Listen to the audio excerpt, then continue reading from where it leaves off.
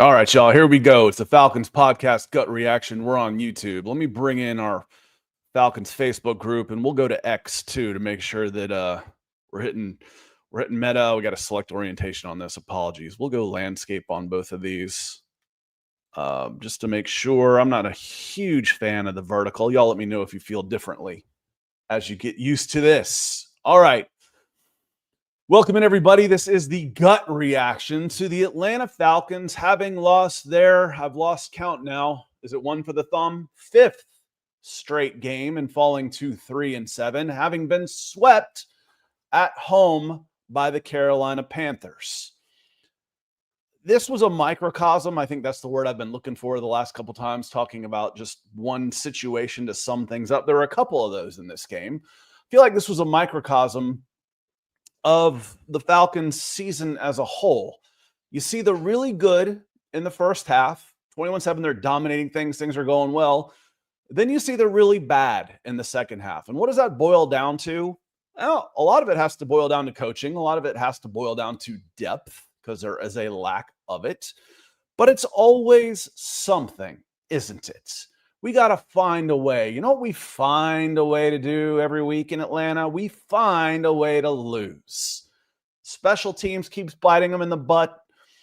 The Kirk Cousins thing has been a disaster, just an absolute disaster. I just put it in writing. I posted it before we came on live. He's not even worth the $10 million extra you're spending on him to have him on the roster this year. Not even worth that, let alone the NFL's best backup. Are you freaking kidding me? Guys that don't want to be there don't make good backups, and he looks like he doesn't want to be there when he's out there. It's just bad. We're here together in this. I wanted to get some things off of your chest, and now I want to break down some of the game. There were some things I was really pleased with. I write a lot of my takeaways during the game, and you'll notice some positivity in there. And there were some things that I didn't even get to as far as what were three big things that we wanted to see fixed from last week that could be fixed, that were fairly obvious. All three of them were addressed, and they made a difference. We'll get into that. But I want to say hello to some folks that came in here nice and early, like Keenan Hill. He says, fire Raheem, fire Zach, fire Marquise now. I don't know. In this day and age, do you think Arthur Blank has the stones to fire Raheem Morris after a season and a half, in the middle of the season, after just a season and a half? I don't do it. I think he'll catch enough heat for doing it after 2 seasons. You already see people coming on there. Oh, this guy got this many. Why doesn't this person get that much? It's a double standard. I don't know that he's got the stones to do it. You know what? And really, the only point to do it would be to see if you want Jeff Ulbrich as your head coach, really. So I think that's part of it. Marcos says another coaching collapse. All you had to do is run the ball, but we had to show that Kirk could win it with his arm. Oh, it goes longer than that. It happens way before that. The special teams, you see the special teams was a big one. And poor Natron Brooks out there was making mistakes in every phase of the game. I posted, y'all OGs will remember Charles Dimry. Charles Dimry infamously gave up 5 touchdowns to Jerry Rice back, 88, 89, somewhere when I was a kid in there. And that was the kind of day Natron had. And the thing is he doubled down by making it worse in special teams. Why are guys like that out there on special teams? There's got to be somebody out there. Kobe Bryant makes a good tackle. Did we see Kobe Bryant again? I don't remember seeing Kobe out there. I remember seeing every single pass. And by the way, this was a second week in a row the Falcons defense gave up a franchise record. Last week, it was a franchise worst 323 yards of rushing. They'd only given up more than 300 yards rushing 4 other times in 60-something years. This week, 444 yards passing from Bryce Young, franchise record for the Carolina Panthers. And it seemed like poor number 35, we saw the back of his jersey on 400 of them. Depth is a big problem out there. It's not his fault that he's out there. But why not Kobe? Why not Kobe Bryant? Michael's coming in a couple times. I certainly appreciate you, Michael. He says, time to fire Raheem and the rest of the coaching staff. Yeah, I mean, there's guys that are out there doing it. I think Ulbrich, for the most part, has done a decent job. Has done a pretty good job. Has been an improvement. But when there's turnovers, when there's 3 and outs, when there's short possessions, and when you are shorthanded on defense at the linebacker position, at the cornerback position, bad things can happen. And when you're forced to, and I don't know if they're forced to be honest.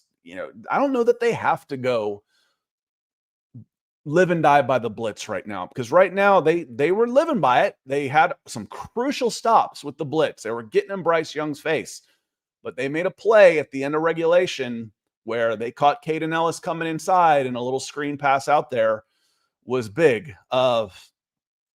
Huge. Yeah. And John Harrell, thanks for being a member, my friend. And Michael, thanks for the super chat.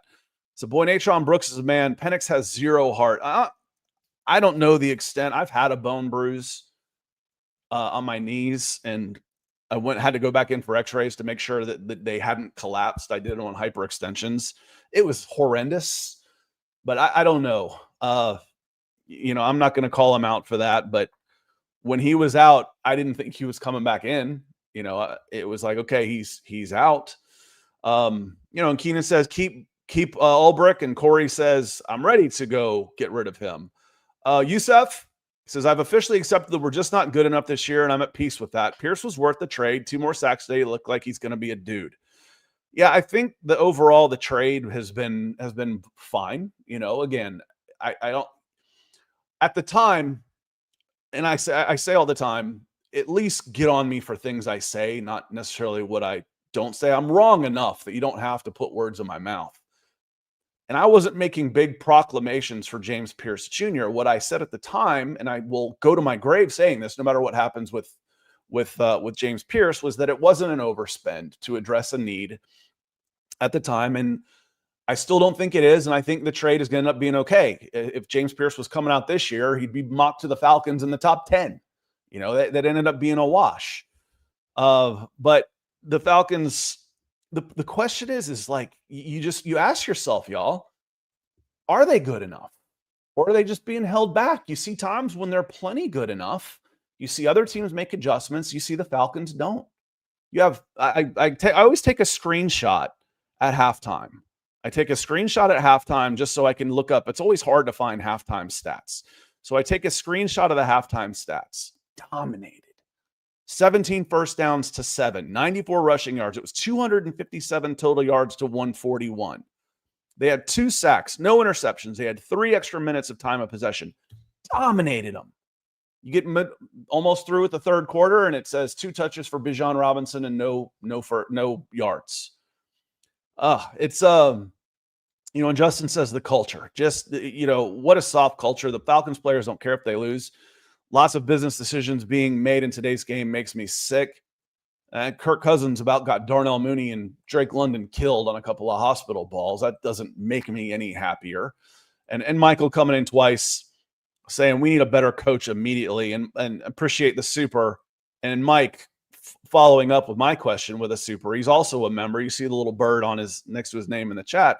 He says he's not going to fire Raheem during the season. I don't know that he's going to either. I just don't think in this climate he's going to fire Raheem Morris in November. I think he can do it in the offseason. 5-13. What's the total record? Well, the total record's not that bad. 8-9, 11. So what's that make? 11 and 6 plus 9, 15, 11 and 15. That's not horrible. 5-13 though. And they just, again, the find a way. The only thing they find a way to do is they find a way to lose every single week. I said it last week. The culture of this team is losing. I'm not quite as radio shock jock, and it's actually still pretty calm here in Atlanta. I think it was Nick Cellini called them just a bunch of losers. That's the culture. The culture is losing for sure. Air, good to see you. Thank you for becoming a member. That means a lot. Be like Air. You can, if you're on YouTube, you can find the link, or you can hit the join button. It really helps us get through the dog days. When sometimes the traffic can go up and down, the membership does a lot to keep the lights on and really support the Falcons podcast and what that I'm doing here. And I try and give it back to you, not just say a big thank you, but also offering up, we had a members only video yesterday with some of the roster moves that were made. So thank you very much. Michael Dickerson feels like a newer name to the super chat. So thank you, Michael. Appreciate it. He says, I've officially given up on Kyle Pitts. Not worth the option. The option on him, he's already on his 5th year option. So that was this year. He's already been in the league 5 years, brother. It was the tag, rise up Penix or Ritter or whatever he calls himself, Bijan, Falcons, likes to ask those questions to engagement farm. Do you think Kyle Pitts has done enough to earn a long-term contract? And I don't care what kind of season Kyle Pitts had this year. I've told y'all this 1,000 times. I am not giving Kyle Pitts a long-term contract after this year. I'm not doing it. I don't care if he went for 1,500 yards and 20 touchdowns. I'm not giving him a 5-year, $100 million contract with 80 guaranteed. I'm not doing it. I'm tagging him. I'm absolutely tagging him and making him do it again. Prove it to me. I'm not giving you a long-term contract. Prove it to me that you're in it for the long haul, that you're mature enough and you love this game enough to go back to back. Prove it to me. I don't think he'll be an Atlanta Falcon next year. He's going to have some options out there and he might want a fresh start. He'll be 25 years old as he's going through free agency. Long-term, hell, nobody's giving him a long-term contract. He might get a 1 year, 7 or 8 million, or a 2 year, 15 with 1 year of it guaranteed, with 7 or 8 guaranteed. That's a 1 year deal. He's cost himself a bunch of money. He's cost himself a bunch of money. Tight ends got paid this offseason. Here's a great question. How do we say this? The seven sicko, the seven, is that short for anything? The DA7 sicko. Thank you for the super chat. He says, why is Penix on a different game plan than Cousins? Cousins comes in, first play is under center. He gets a quarterback sneak. After the quarterback sneak, they go to tempo. Have we seen any of that with Michael Penix? Why? Exactly. This is a great question. Why? How are you supposed to be good if you're putting in different game plans? If you're practicing 2 different things with your backup and your starter? Why? Another great question. I don't have an answer for it. Sorry, I wish I did. Oh, we could do this. Michael Penix is more comfortable in the shotgun out of the pistol. It's not working. Does he look comfortable out there? He was having a pretty good game in the first half. And then he was there was something I called out. I put it in my takeaways. The Falcons had an amazing stat. Being good on third down usually means you're pretty good on first and second down. The Falcons had 17 first downs in the first half. That's incredible. That's a lot. They only went to third down 3 times. That is amazing. They were 2 for 3. When they come out in the second half on their first drive, once they finally got the ball back after 3 straight possessions from the Panthers, 1 to close the half, the Falcons ran 2 plays to run at the half. That doesn't count. They get the ball on the kickoff, and then I think it was Brooks. Again, I'm probably going to call him Natron Means. Just if you hear me say Beans, I mean Brooks. Brooks fumbles a kickoff, and that was 1 of 3 that bounced the wrong way. Agnew fumbled a ball. In the first half, I don't remember who fumbled it. Was it Bijan? It was probably Bijan, Drake, or Penix. Those are the only 3 guys that touched the ball. Fumbled the ball, and it bounced the right way when it could have gone a different direction. I don't have an answer for you, but I see Penix get up to the line of scrimmage. It was 3rd and 2, so you were successful. You had a successful play to get to 3rd and short.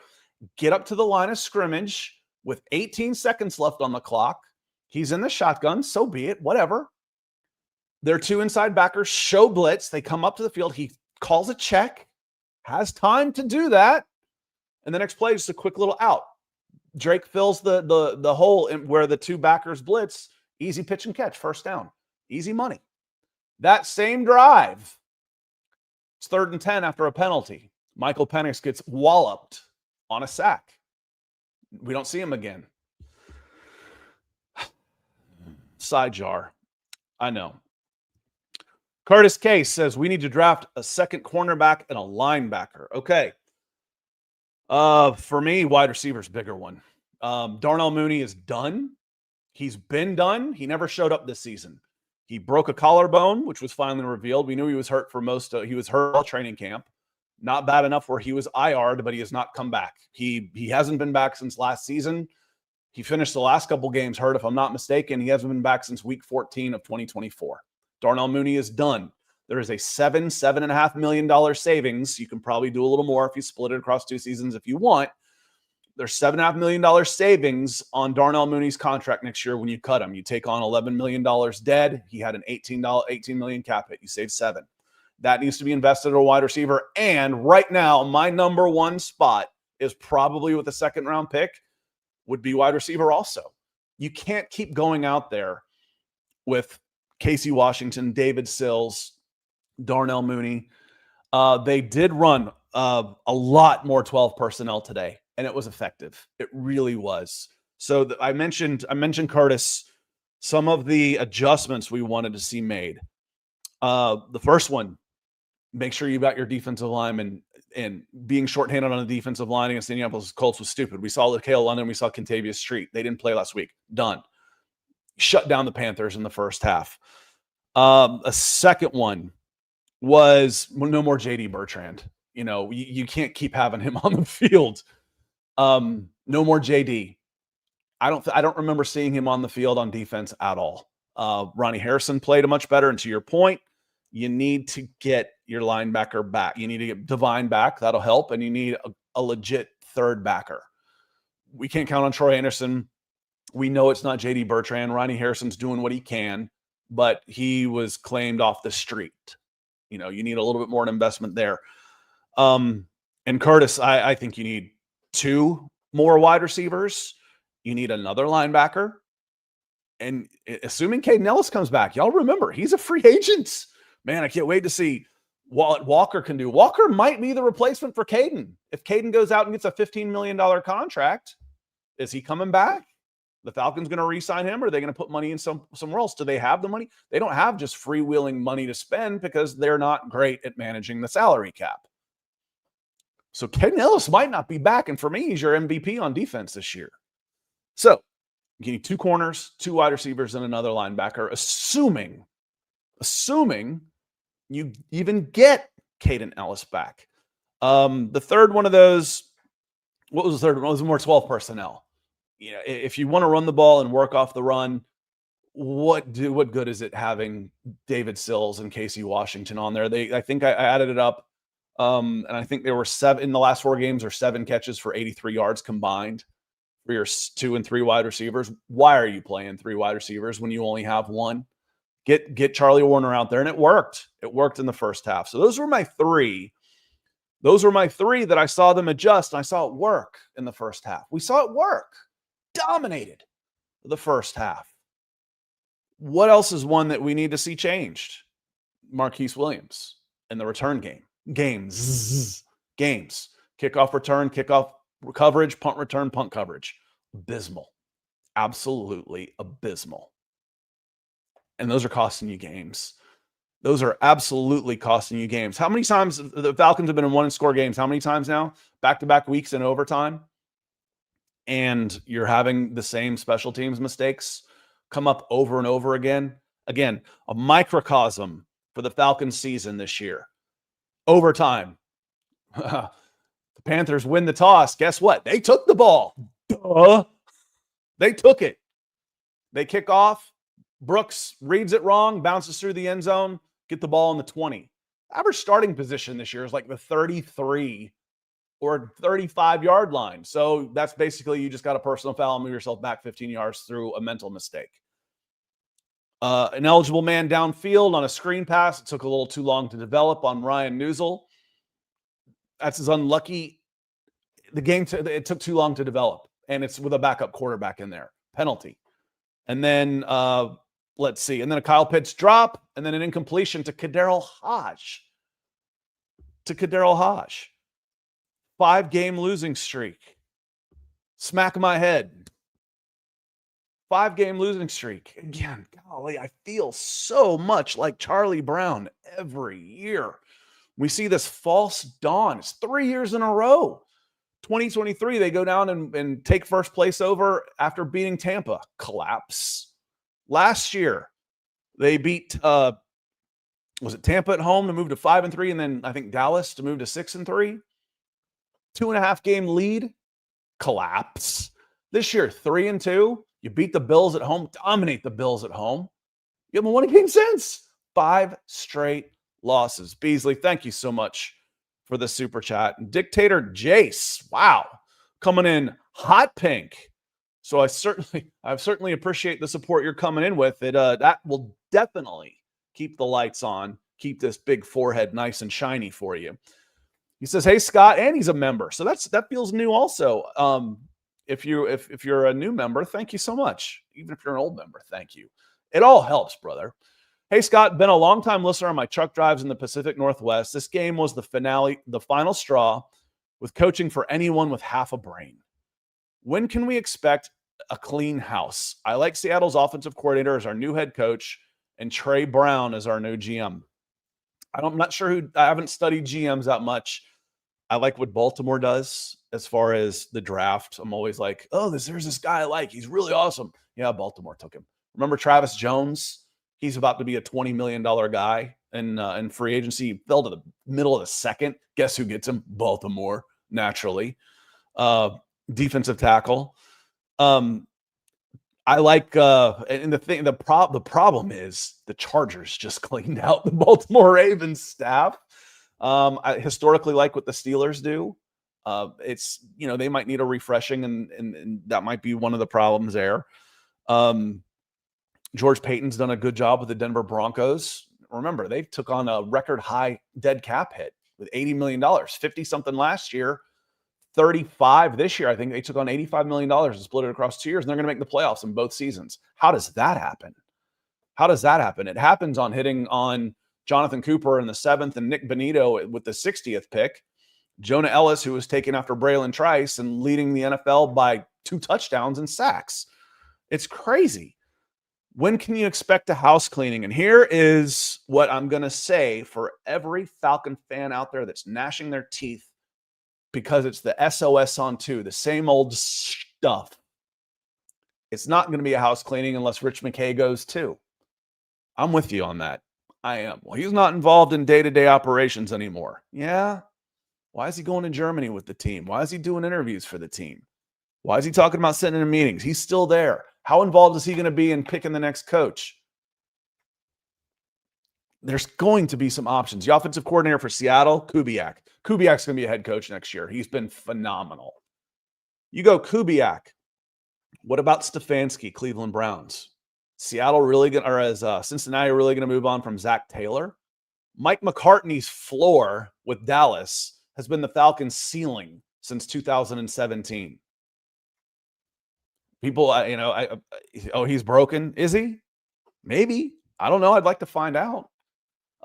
There's more. Mike McDaniels is an offensive coordinator. Mike McDaniel as an offensive coordinator. Joe Brady will get an interview for Buffalo. There's offensive guys out there, and if you want to maximize your investment in Michael Penix, you cannot hire another defensive guy. You can't do it. You can't.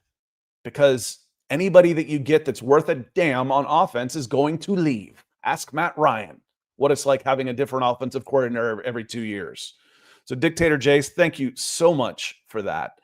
I certainly appreciate it. Some of the positives here. James Pierce looked phenomenal today. Billy Bowman was back. Loved him. They changed things up a little bit. They went a little heavier. Brandon Dorlus was a little more outside. He was playing a 3-4 end type of position more so this week. I don't think he was as effective. Rook was okay. Onyemata was okay. Liked seeing the energy that Kobe Bryant brought to the run game, and then we never saw him again. Jesse Bates didn't have his best game. Caden Ellis was hot and cold. On the offensive side of the ball, Bijan Robinson is a joy to watch. That said, in short yardage situations where it's super tight, I think we see why Tyler Algier is the preferred running back. You cannot stop. You can't. Barry Sanders is probably my all-time favorite running back, and he was pulled in 1st and goal. It's just, that's the kind of style is that he has. That I would rather have Tyler on short yardage situations than I would rather have Bijan. That said, also, if Kirk Cousins can get under center, why can't Michael Penix? I don't have an answer for you for that. Why can't I run a sneak with Michael Penix and I can run one with Kirk Cousins? I don't know. I don't.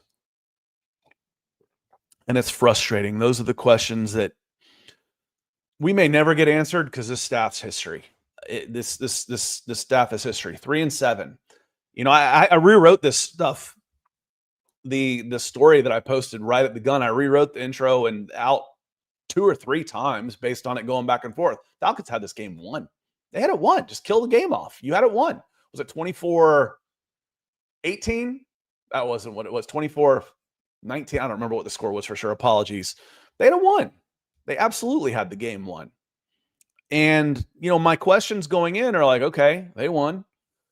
Carolina's probably the best team they're going to face over the next 2 weeks. But do you have any faith that they can go on the road and win in New York and win in New Orleans too? Because if they did that, they'd be 6-6. Wow. You're 6-6 and looking good. Instead, you're 3-7 now and your season's over. It is over. The gut reaction. The gut reaction for this is it's over for Raheem Morris. It's got to be. It's got to be. That's my gut reaction. Let's see here. Terry, good to see you. I want to go through some of y'all's comments now. Terry just came in and says, Raheem probably lasts until we lose to the Saints. Arthur as well. Arthur, as well as the rest of the nation, sees us in last place in the NFC South. He'll have no choice once that happens. It's coming.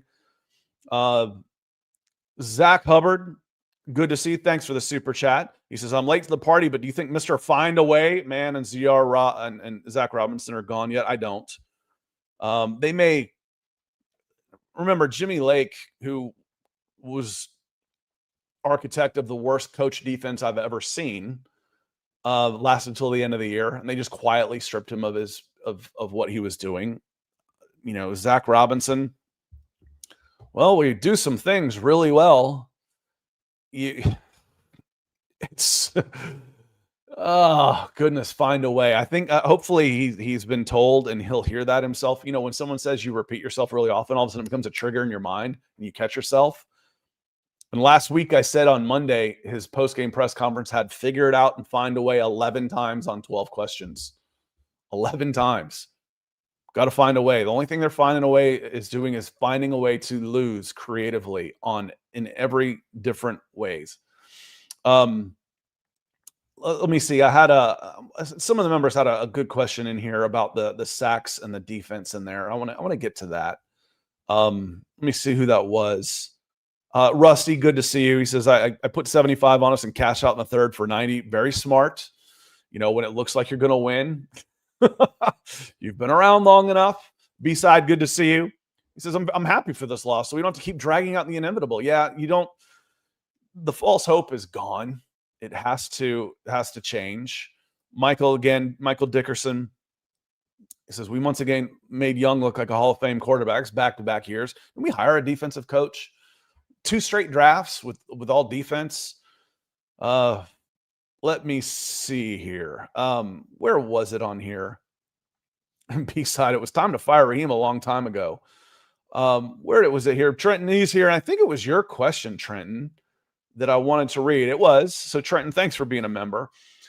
He says, Scott, am I wrong for not being impressed by the sack total? The D is not good. It starts up front, and I understand the injuries, but I haven't seen any changes in 5 weeks. San Francisco exposed us, and no counters for us. The defense, the pass rush absolutely affected this game. It did. If the offense was worth a damn, they would have put the game away. You know, they got us. Where was it that I want to give, you know, the Falcons crap for the Natron Brooks fumble, but the Falcons held. They held. The defense held. They didn't score. They went for it on 4th down. You got Dave Canales chasing points through the whole game, going for it on 4th and goal instead of easy chip shot field goals, going for 2 points when they shouldn't. The defense came up big in those situations. If you've got an offense with a killer instinct and that's good, they go down and they put the game away. The defense did enough. Are they shorthanded? Yes. Are they a great defense? No. Did they do enough to win this game through the course of 3 quarters until they let Carolina hang around and they ran out of gas? Yes. How many plays was it again for this team? I think it was about 75 total plays that they ran. So let's see, team stats. The Carolina Panthers were about 33% on third down. They were 3 for 5 on fourth down. That's a problem.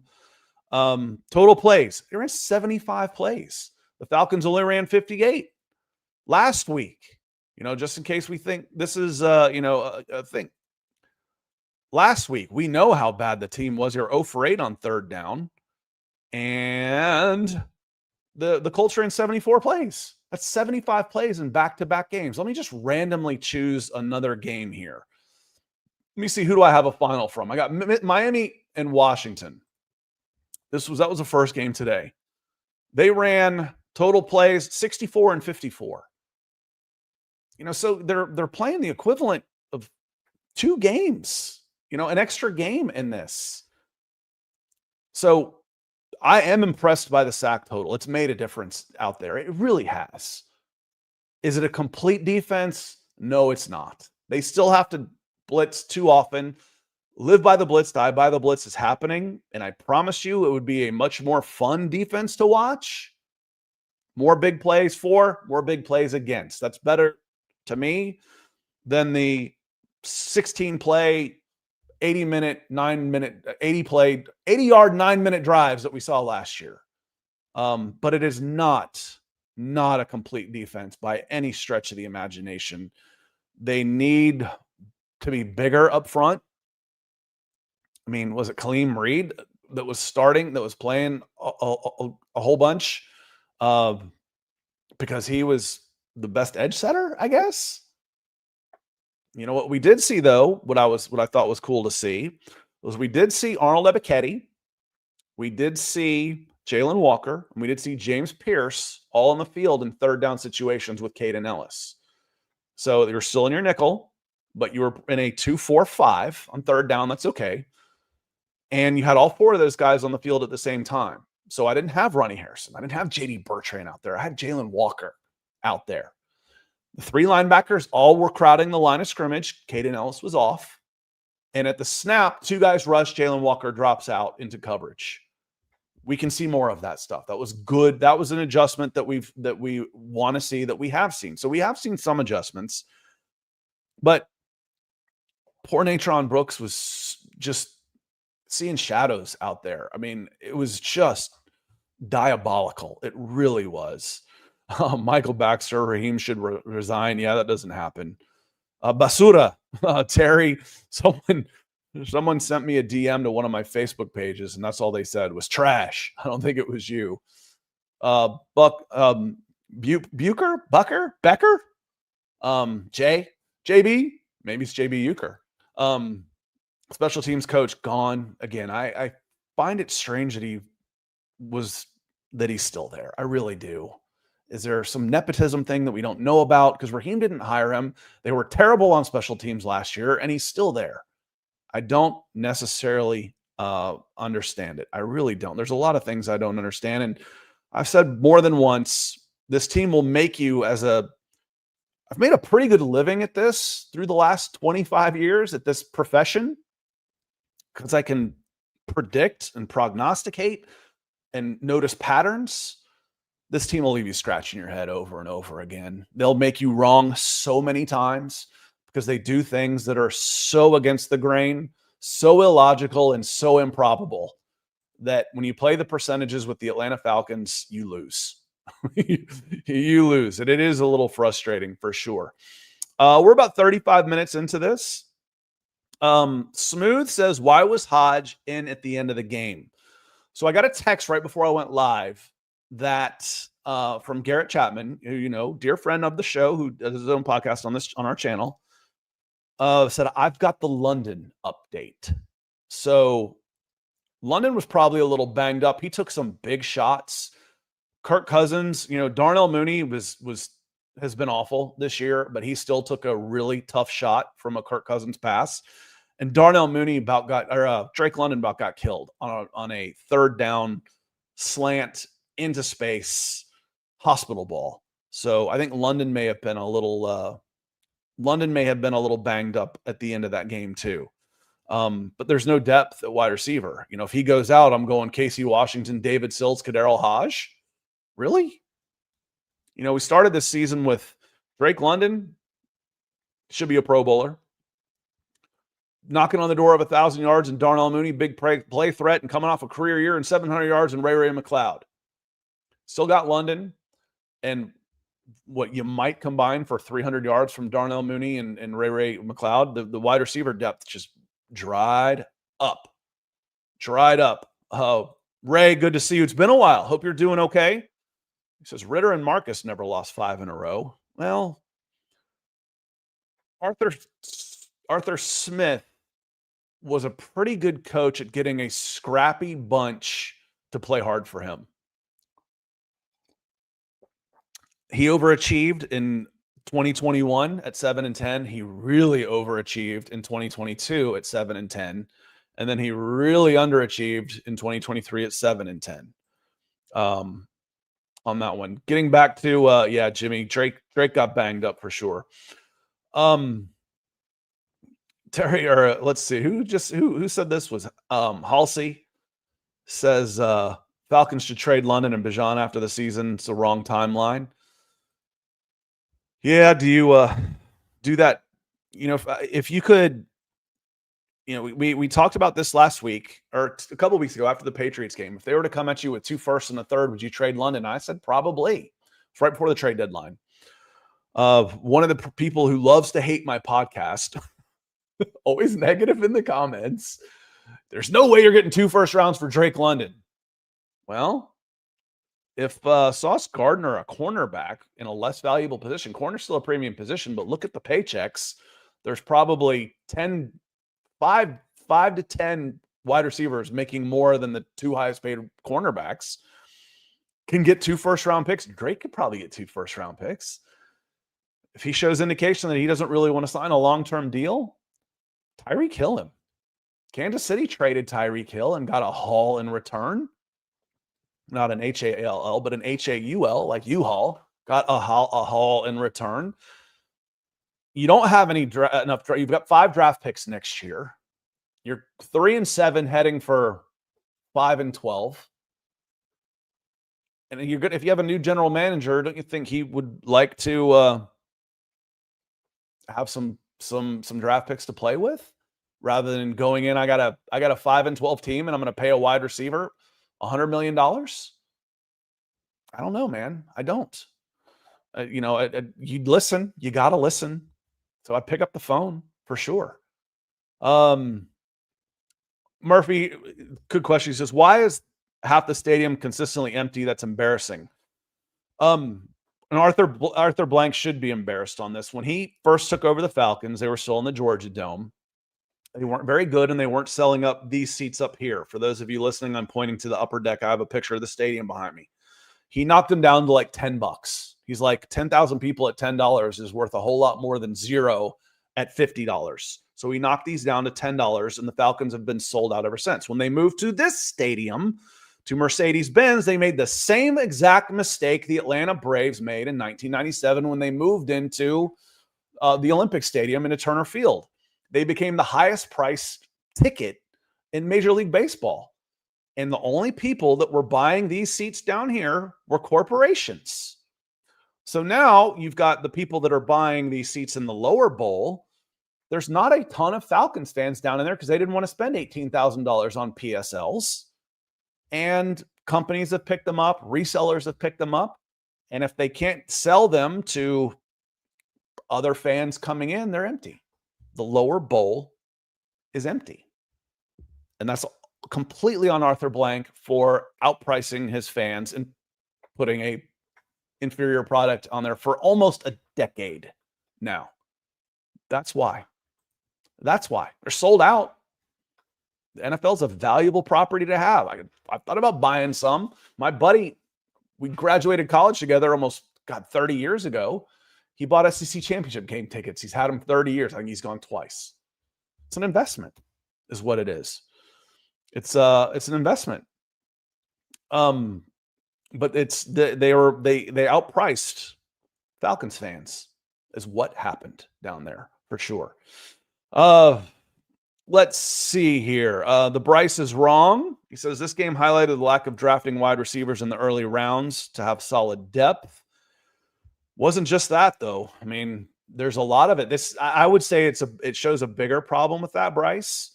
All the trade ups means I'm taking 2 draft picks to get one player a lot, several times. There's my depth. There's my depth. It's that, 5th round. Where do you have depth? I got a 5th round pick in Tyler Algier. He's good depth. I hit on one of those guys in the later rounds. They haven't taken a lot of wide receivers, period, on day 1 or 2. They haven't taken a corner on day 1 or 2. So that's 1st, 2nd, 3rd round. They haven't taken a corner since AJ Terrell in the first 2 days of the draft. They haven't taken one. Do you think that didn't show up today? You've spent on non-premium positions in Kyle Pitts, who has been a bust for where he was taken. He's a decent pro, but for relative to where he was drafted, he's been a bust. Whether you think that's his fault or the Falcons' fault, it doesn't matter. Doesn't matter. I'm not going to argue that point with you. I will argue that he has been a bust for being the highest drafted tight end of all time. And Jose, I agree with you here. Unless you're Portuguese, Jose, then it's Jose. So I'm going to say Jose. Just play the odds here. Should have played Kobe Bryant more. I agree. I agree with you 100%. Ray says we did good in the draft. This season, yes. I think this has been the 5th season has been Terry Fontenot's best draft by far. Getting good contributions, and not just contributions, but you're getting playmakers. Like the backbone of your defense looks to be like this rookie class. Billy Bowman can play. Xavier Watts can play. James Pierce and Jalen Walker. That's still only 4. It's only 4 players, and one of them is from your next year's draft. So you really only got, when you talk about hitting on the draft and what I just said about trading up all the time, you got 3 players in this draft, 1 for next year that you just fast forwarded. You took out a loan and got him for this year, but that's really only 3 players because you're spending 2 players to trade up all the time. I don't talk about it as much with Xavier Watts, but they used a 5th. I said that was actually more expensive to move up 4 spots in the 3rd round. You traded a 5th round pick. That was more expensive than the trade you made to get James Pierce Jr. So they've done okay. Oh, let's see. Once again, you clowns. Who are you calling clowns here? I don't know who you are, CJ. Just Trent. Just remember, I can't tell if you're just an upset Falcons fan or a Panthers fan. A lot of them are going to sound the same at this point. Oh, nope. It sounds like you're, let's go ahead and move you out of here. I actually see that one. Listen, I appreciate, I grew up in recruiting. I talk with other teams' fans for a career. I like having other points of view and conversations. Don't do trash talk. It's just lame. I don't think anybody was trying to hurt Bryce Young. Even when he did get banged up, I still couldn't tell what he hurt exactly. He didn't get piled over or anything. Darnell Mooney on that hospital ball he had, that one catch he made for on a 2nd and 11, 3rd and 11, he made a nice catch. Golly, he got drilled in the side of the head on a helmet to helmet. I think that's going to cost somebody some money. Let's see. That one's hard to read right now. So I'm just going to say, Gert, should we trade Bates? You're from Belgium. Okay. You do have an interesting name for sure. Should we trade Bates and what we get in return? And Jake, it is past the deadline, but in the off season, I think he's got 1 year left on his deal for 2026. You might have to eat some money to do it, but I think he's pushing 30 now. Let me look him up for sure. He's 28. He's 28 right now. And He is under contract next season. He carries a $24 million cap hit with 18 dead. 13 of that is base salary. So if you could trade him, get somebody in his 29-year-old season. He's a 29-year-old safety. Is he, is a safety with a cap hit of $25 million, a luxury you can afford as you're trying to build up this young team? I don't know. Again, I would ask him, what do you think? I would have to give you a pay cut. He would probably be open to being moved in the offseason, and he's not having a great year this year. He says in Clowns 1940, he says he's playing like he's trying to save his body, arm tackling in bad angles. Yeah, and again, he carries a $24 million cap hit next year. I love Jesse Bates. Love him. Nobody should be untouchable on this team. If the right price comes along, you're 3-7. Who's untouchable on this team if the right price came along? If someone made you an offer, one of those you can't refuse offers. For me, probably the most valuable players you have as far as trades go, Drake London, number one. Hell, and then I might go Jalen Walker and James Pierce, 2 and 3, because rookie contracts and the positions they're playing that are right there. So, there's not a lot of assets out there. It's as far as, because you don't have a lot of your best players at premium positions. You've got Chris Lindstrom at guard, who's very expensive. You got Jesse Bates at safety, who's very expensive. You've got Bijan Robinson. What did the 49ers send to the Panthers? A second round pick, I believe, and they had to pay him $20 million. So, unless you're talking about a young premium position player who has some cost control in him, you don't get a whole hell of a lot in return in a trade. So, and in order to get something back, Scott, you're on your mind even talking about trading Drake London. We're talking trades. If you're even going to get anything that's worth talking about in a trade, you got to give up something valuable. Most valuable player on your team right now, as far as trading goes, I think it's Drake London. I think he's the only one you could probably get 2 first-round picks for. And then he's going to get paid. He's going to become a top 5 highest paid player probably this offseason. So something to think about. Jerry, good to see you. Thank you for chiming in. He says, guys, I think we need to go to 2 tight ends and just run it down your throat and then run a little play action off of there. That's what they did in the first half. Charlie Warner was in there. I was keeping an eye on him. He was moving guys off the ball, playing well. And Drake he blocks his ass off. He's just so much fun to watch. He's everything you want in a football player. He really is. I was trying to think of, I don't remember. I think he did, but I was like, what's one of the all-timers comps for Drake? What do y'all think? I was thinking Michael Irvin. I'm like, that's who he kind of reminds me of right now. Michael Irvin. He will block guys through the sideline, and he isn't hugely fast. Speed's not his number one option. And he's just so good. So good. V-Hawk, so what's up, guys? Bryce is better than you thought, I see. Against the Falcons, he's absolutely good. Set a franchise record. After what, last week? He didn't have to do much in the last game, but what's he have? 700 yards and 7 touchdowns in the dome. I'm gonna have to rename the stadium. It's Bryce Young Stadium in Atlanta right now. Is where I'm going with that. Mike Evans is also a good comp for Drake. I love him. I love Mike Evans. He's such a baller.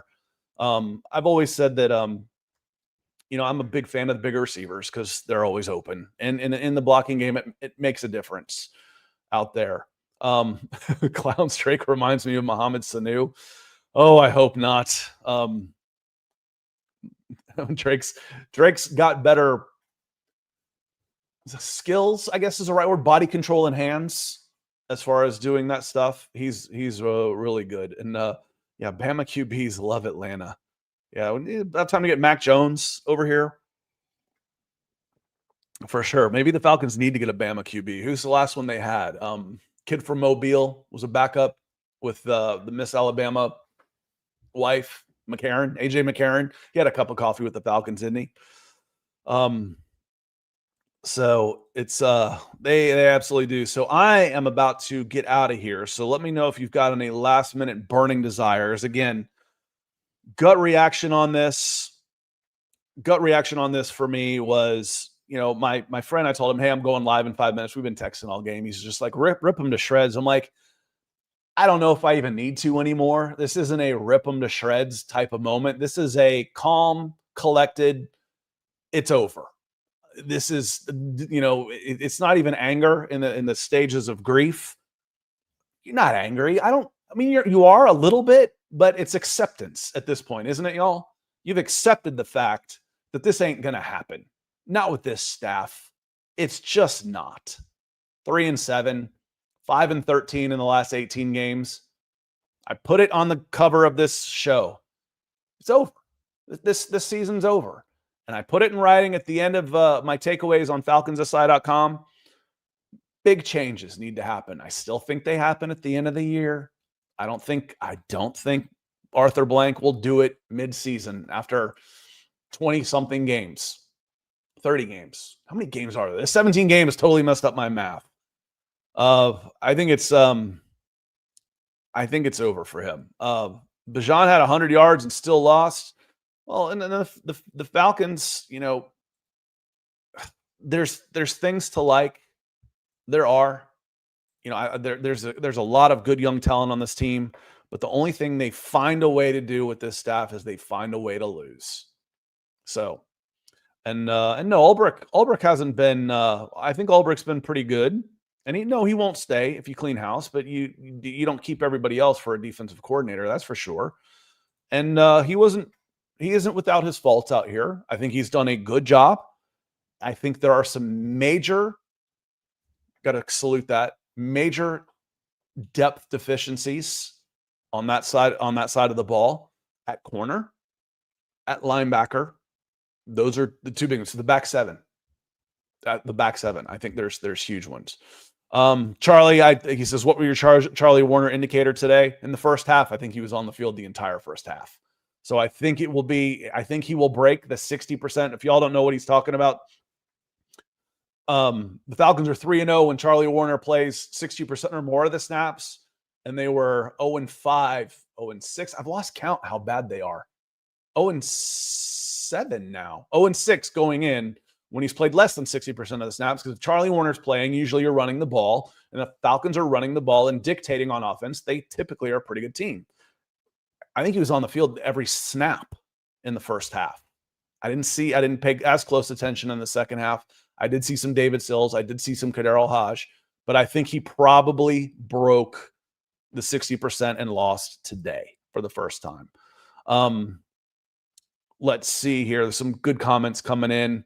Again, Ulbricht's defense has put us in position to win. I think the defense did enough today. If the Falcons' offense was better, they would have put the game away when it was handed to them. After Natron Brooks fumbles that ball in the 5 or whatever it was, probably not. It was probably a little bit up the field more than that. On the 20, deep in their own territory, the Falcons defense held, and they held on fourth down and turned them over without giving up any points. A killer instinct team puts that team away right there and then. But instead, they scored 21 points in the first half and didn't get another point till 5 minutes left in the fourth quarter. They were shut out. And not just shut out, they weren't moving the ball at all. They weren't just shut out. They were shut down. Bijan and Drake both had 100 yards and was still lost on that side of the ball. Special teams is a big one. And again, it came early, and then they were shut down in the second half. Gert, nose tackle is a bigger need. I don't know if it's a bigger need. It's definitely a need. They need to get bigger on the front. Absolutely. If you're going to run a 3-man front, they need a legit space eater up front. It's not David Onyemata. It's not Ruka Orororo. It's not Zach Harrison. It's not Contavious Street. LaCale London's been a practice squad player for the last 2 seasons. So, yes, they need a big space-eating defensive tackle. The problem is, Gert, when we're talking about those guys, those are usually 2 down players at most, sometimes even just first down players, and then you go to sub packages. So the guys that we're talking about as a bigger need, corners, they play every down. Wide receivers, they play every down. For me, those are the 2 biggest needs out there, is where I'm spending first. With the limited resources I do have, my biggest needs as a general manager of this team are cornerback and wide receiver. I need linebacker, I need defensive line, I need depth all over the place. But cornerback and wide receiver are the 2 big ones for me. Let me see here. Trenton, appreciate all of the comments and the support you've been doing. OM Studio saying Bobo for OC. Who's the guy they won a couple of championships with? Monken? Todd Monken? You know, he's got a guy who put up video game numbers in college, and Lamar Jackson does some really good things, but Monken's been a successful offensive coordinator as well. Somebody to definitely, I would definitely keep an eye on to bring in. So there's names out there for sure that, and again, I think it's over 3-7. There's really no coming back for this. I mean, I set the line at 8 and 9. I'm not sure. So to go 8 and 9, what do they have to go? 5 and 2? You have any faith at all that this team goes 5 and 2? 2 and 5 sounds more realistic. 2 and 5, and they finish 5 and 12. That sounds about right. That's what NFL Network just changed their season prediction to. They had them at 8 and 9, I think, for the season. They've changed it to 6 and 11. 6 and 11 sounds optimistic at this point, the way this team is playing. You think they want to go on the road? New York can play tight with somebody. You never know what the weather is going to be like up there. Home fans get behind you and they start playing. They start, getting their guts up a little bit. And we know the Saints can always beat the Falcons no matter how bad they are. So we'll see. Listen, I want to say thank you to a lot of people that came in today. Michael Baxter several times. Air, be like Air. Become a new member. Give you a shout out, and we do members only videos and chats and stuff.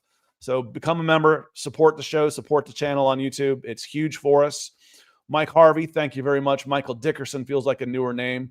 The 7 Sicko. Curtis Case is also a member. Thank you so much. Beasley coming in. Zach Hubbard as well. And of course, finally saved the bright hot pink fuchsia for last. Dictator Jace. Glad we're able to help you kill some time out there with the podcasts. Shoot us a comment anytime, and we'll see if we can help you kill some more time. So thanks a bunch, everybody out there. We will be back tomorrow morning with an aftermath. Sleep on it a little bit, but as y'all know, my gut reaction is usually pretty much my reaction after 24 hours too. So, but we'll break it down a little bit more. Get into it a little bit more, some of the positives, some of the negatives, beyond the obvious that is kicking us in the face that this staff's got to go. Y'all have a great rest of your night. Enjoy some football.